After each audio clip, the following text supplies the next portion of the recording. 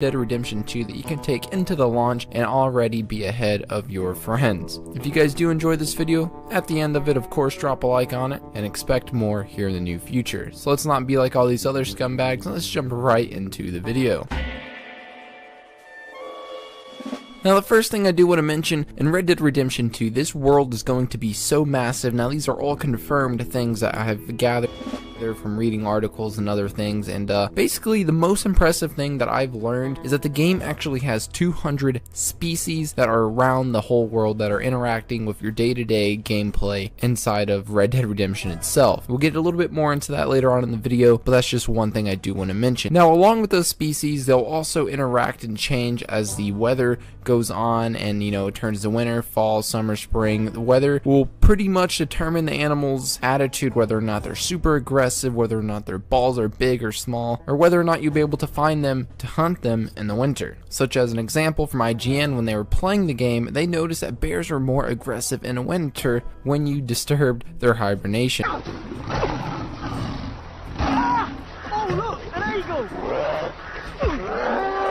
Now, also throughout the seasons, you guys want to maintain your character's body. So if you're playing, with Arthur, you want to make sure you're keeping him shaved, you're keeping his teeth brushed, you're keeping him warm, keeping him, not so warm in the hot summer heat. Make sure that you actually eat, and whatever else you need to do to keep yourself right now and your personal hygiene up to par, which is another thing that blew my mind away. Now, I believe some of this stuff will affect your Deadeye, which is also returning, of course, because that's like the iconic thing from Red Dead Redemption and Red Dead. Now, it is said to believe that the Deadeye will be upgradable. It will change as you progress through the game, giving you different type of abilities, I guess, to use with it. The power of using Deadeye will definitely increase throughout the game. Now, whether or not you want to bring your kills, your food, brush your teeth, change your clothes at your camp, or in the city, or wherever you go, as in city I mean town, it is said that the Dutch camp, which you are second in command of, is your home. That is the base. That is the main spot for you to live, and that's where you'll be interacting with your other gang members. Now, you won't find John Marston there, but it is said that he is in the game, and he will be making some sort of cameos, as well as his wife and his son. Now, if you remember, John Marston had a weapon wheel that you could choose as many weapons as you want and pull them out from wherever. Down under, out of your back, from your stomach, out of your hat, who knows. But with Red Dead Redemption 2, you can only carry 2 sidearms. And with these sidearms, you gotta be careful to maintain your weapons. Now, I'm not really sure if you have to clean them or if they just wear and tear as you progress,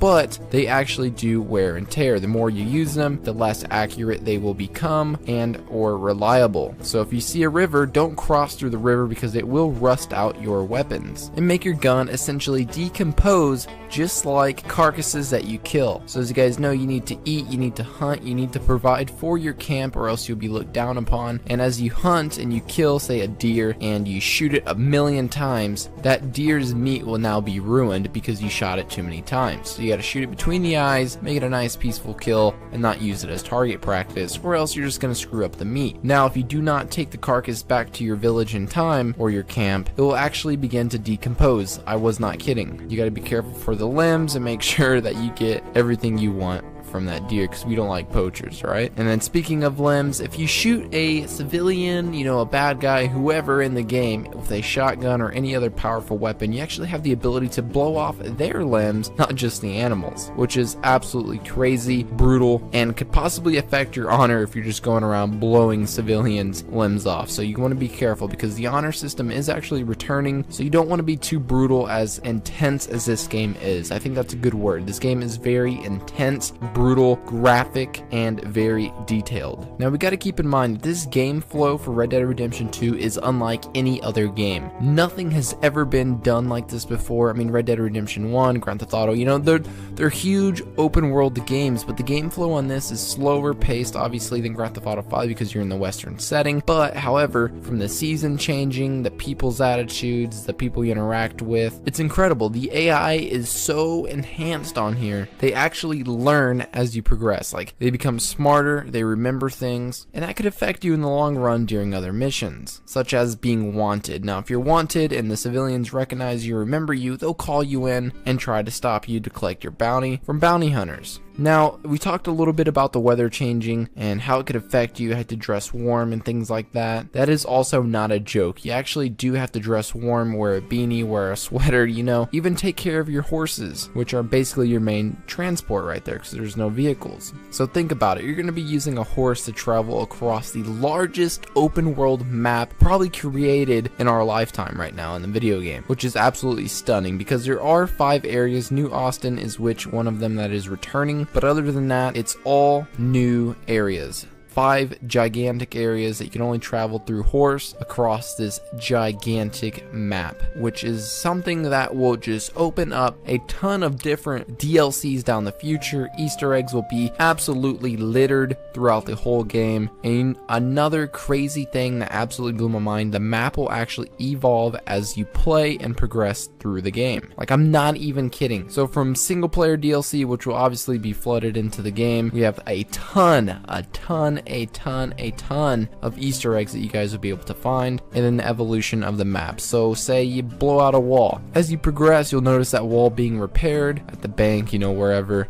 Certain buildings being built. You'll notice progression as they get taller, cities expand, grass grows. It's insane. Truly is insane. And that brings us to the point of this is why the game is going to be 2-disc. Now, Grand Theft Auto 5 was 2-disc for the Xbox 360 because it was so powerful. This game is so powerful, it's over 100 gigabytes, and it has 2-disc for the Xbox and PlayStation. So be sure to delete all those games you don't play because this is absolutely incredible and will be absolutely mind-blowing. Like, I don't even know how to comprehend everything that's going to be going on. There's so much happening, it's going to be impossible to keep up with. Now, some of you guys are wondering, what about online? How will online work? Will the whole map be there? Well, online does not come out until November. As you remember, it's called Red Dead Online, just like Grand Theft Auto 5 had GTA Online. Completely 2 separate games, essentially, in the eyes of Rockstar, which means definitely we're going to have a ton of shark card opportunities, or whatever they want to call them, in the game that will be their money makers, which is unfortunate. I assume money and stuff will be extremely hard to come by in online, and you have to be all legit, because in Grand Theft Auto, or on the 360 Red Dead Redemption 1, you were able to mod and get, you know, everything for free, which you cannot do that in this one. So this one's going to be completely legit. I don't know how they're going to do with the characters, how legit it will be compared to single player, but it's going to be absolutely epic. And they do want to